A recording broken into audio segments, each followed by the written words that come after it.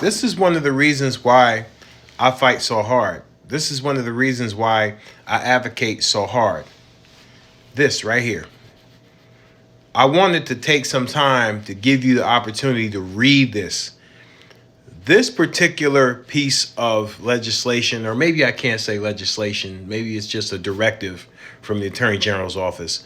This particular directive from the Attorney General's office is long overdue, because the amount of stories that I hear and the amount of information that I receive from individuals in this community about the things that the police do to them in the streets, the false arrests, planting drugs, planting money, arresting people falsely, as I said a few minutes ago.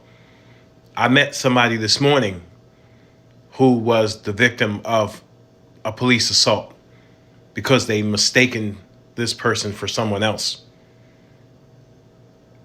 They put the handcuffs on them so tight that they lost feeling in their hands. All for what? Because they thought it was somebody else. And some people may say, oh, that's just an honest mistake. Now, I'm making way too many honest mistakes. Way too many. At some point, it no longer becomes a coincidence. And then, of course, we have the issue of Felix de Jesus.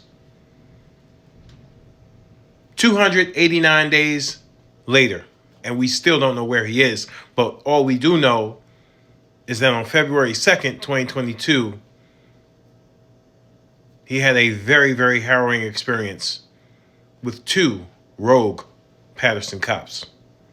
And we have not seen or heard from him since. And to be honest, even though they just put this out, they need to grandfather this in so that even cases going back 10, 20 years, they could bring that stuff to light. But we know a lot of those cases are probably buried and destroyed by now. Probably no way to really find them. But going forward, I hope the Attorney General's office is serious about this. I believe they are.